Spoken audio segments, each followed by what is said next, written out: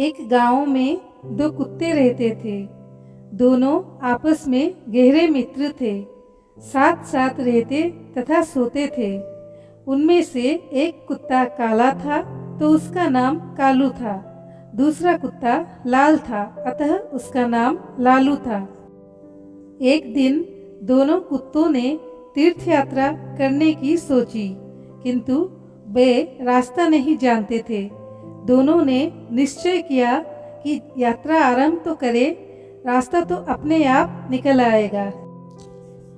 एक दिन वो दोनों एक साथ तीर्थ यात्रा पर चल दिए।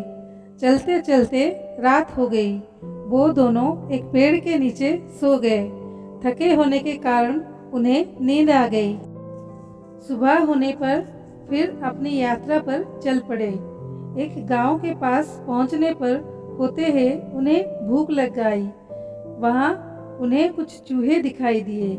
लालू की पूंछ खड़ी हो गई। वो कालू से बोला, क्यों गंडक जी, आप फरमाओ तो मैं इन 2-4 चूहों को चटनी बना डालूं। कालू ने गर्दन हिलाकर कहा, नहीं भाई लालू जी, हम तीर्थ यात्रा पर निकले हैं और तीर्थ यात्रा में किसी की हत्या करना पाप होता है, तो आप कोई दूसरा उपाय खोजें जिसमें कोई जीव की हत्या ना हो तथा हमें मांस भी ना करना पड़े। दोनों कुत्ते एक दोराहे पर रुक गए। वहां पर एक मंदिर था। कुछ देर सुस्ताने के पश्चात दोनों ने फैसला किया कि अलग अलग दिशा की ओर चलना चाहिए। जिसको जो मिलेगा खा लेंगे।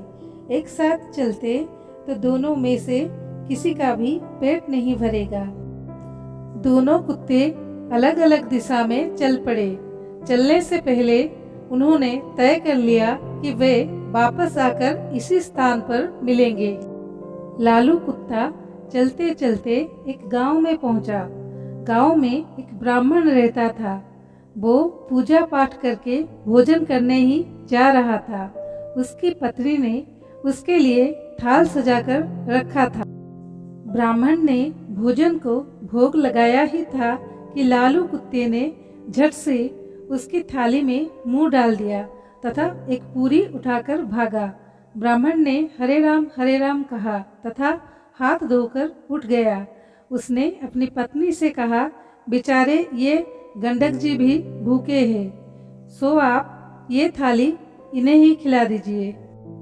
ब्राह्मण की पत्नी गुस्से से बोली, आप ये क्या कह रहे हैं? इस गंडक जी को ये थाली आप ही कहिए ना, इसमें कितने चोखे चोखे पकवान है, खीर, पूड़िया, 2 तरह की सब्जी, अचार, दही।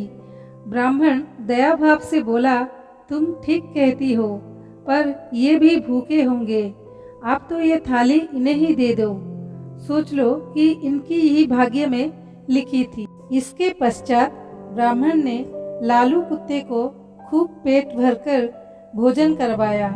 लालू ने उसे खूब दुआएं दी। उधर कालू कुत्ता एक किसान के यहाँ पहुँचा।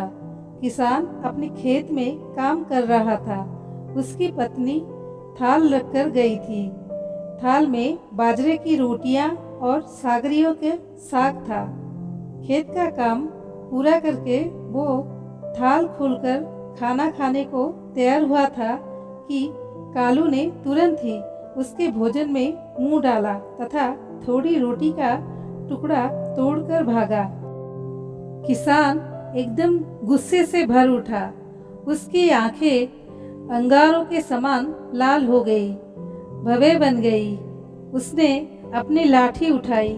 गाली देते हुए उसने लाठी से इतनी जोर से वार किया कि कुत्ते की कमर टूट गई। वो पीड़ा से चिल्लाने लगा। कमर टूट जाने के कारण वो भाग ही नहीं सका। इसी बीच उसकी कमर में 2-4 लाठियां और पड़ गई। कुत्ता अधमरा हो गया। लालू दोराहे पर खा पी कर मस्त पड़ा था। वो आंखें फाड़ फाड़ कर अपने साथी की प्रतीक्षा कर रहा। उसका साथी उसे कहीं भी नजर नहीं आ रहा था। लाचार तथा उदास होकर वो दोराहे पर बैठ गया। थोड़ी देर बाद उसे कालू नजर आया। वो लपक कर उसकी ओर दौड़ा। उसकी टूटी हुई कमर देखकर वो बहुत दुखी हुआ। पूछने लगा, भाई तुम्हारे साथ ऐसी बात किसने की? कौन निष्ठुर पापी है जिसने रोटी के पीछे तुम्हारी कमर ही तोड़ डाली? कालू की आंखें भर आई। उसने पीड़ा से कहराते हुए सारी कथा सुनाई। कथा सुनकर वो क्रोध तथा दुख में डूबकर बोला, मैं उससे अपना बदला जरूर लूँगा। उस किसान को बताऊंगा कि खुद की कमर किस प्रकार टूटती है। लालू भी कृतज्ञ होकर बोला, मुझे भी उस ब्राह्मण का कर्ज चुकाना है। उसने मुझ पर कितनी कृपा की है। मैं रोम रोम से उसे आशीष देता हूँ। इसी प्रकार बातचीत करते हुए दोनों कुत्ते ने अंत में ये निश्चय किया कि उन्हें प्राण त्याग देनी चाहिए तथा प्राण त्यागने के पश्चात उनके घरों में जन्म लेना चाहिए। इत्तेफाक से ना तो किसान की कोई पुत्र था और ना ही ब्राह्मण के।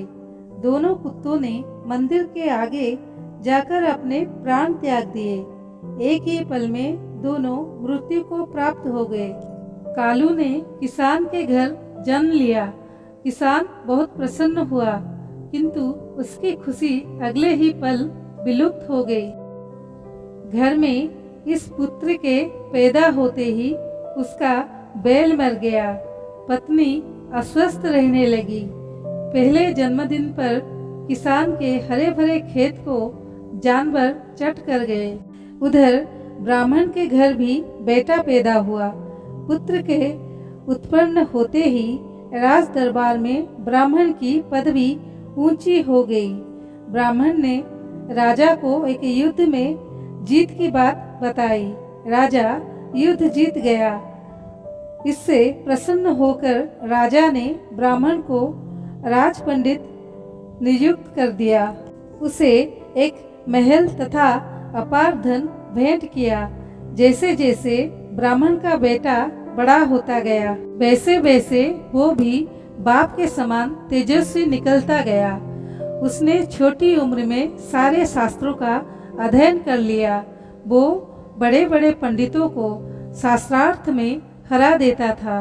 इससे ब्राह्मण की कृति में 4 चांद लग गए। किसान का बेटा बदकारी निकला। वो बात बात पर अपने बाप को डांटता था, उसे गालियां बकता था।